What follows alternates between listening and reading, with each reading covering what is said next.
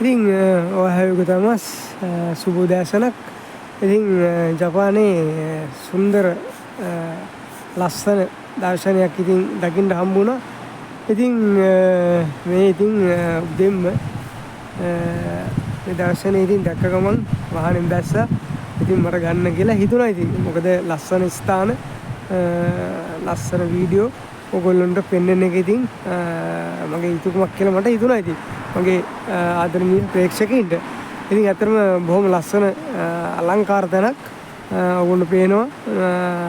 මේ දවස්වල ජපානයේ සීතල ටිකක් වැඩි වෙලා තියෙන්නේ දැන්.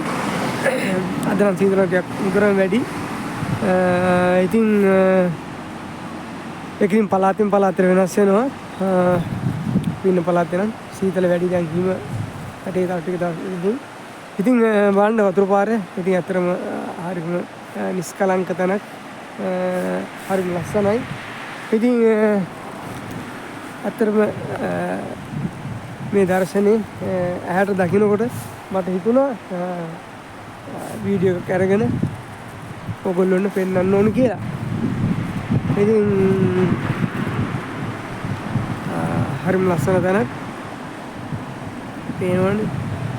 ඉතින් මේකට විශාල ගඟක්. මේ කොහොමද ගඟ වලට හරි විශාලයි. මොකද කඳු වැඩි බිම් ප්‍රමාණය ඉතින් විශාලයි. ඒක නිසා එන ජල ප්‍රමාණය එන කාලෙට වැඩි හැමදාම නැහැ. ඒ කාලෙට බලන්න මේ කුරුල්ලෝ ඉගිලෙනවා. ඔයගොල්ලෝ පේනවද දන්නේ.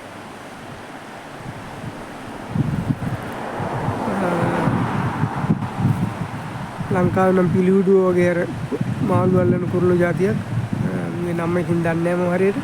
ඉතින් ඒවට ඉතින් ලස්සනයි. බලන්න ඔයගොල්ලෝ පේනවනේ එහා පැත්තේ ගඟේ අර උඩ පාලම හැම තියෙනවා.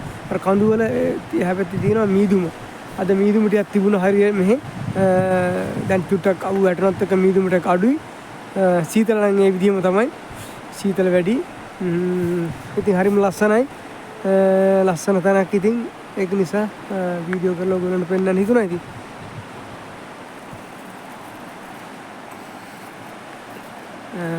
තව ඉස්සරහට පොඩි නුවාඩුවක් එමෙ එනවා ඉතින්. ඒකට ඉතින් පොඩ්ඩක් බලමු දුරකටකට ගිහිල්ලා තව ලස්සන තැන් තියෙනවා නම් ඔයාලා බලලා වීඩියෝ කරලා ඉතින් අපි ඔයගොල්ලන්ට පෙන්නලා ඉතින් ඒ දේ පෙන්නනවා. ඉතින් මගේ තියෙනවා නිමල් කරුණාතිලක 66 TikTok, නිමල් කරුණාතිලක 26 TikTok, කේ නිමල් TikTok.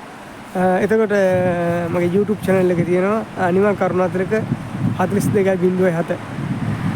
ඉතින් ඒ channel හරහා ඔයගොල්ලන්ට ජපානයේ තියෙන නොයෙකුත් ස්ථානවල ලස්සන දර්ශන, ඒ වගේම උත්සව අවස්ථා, ඒ වගේ දේවල් ඔයගොල්ලන්ට බලන්න පුළුවන්.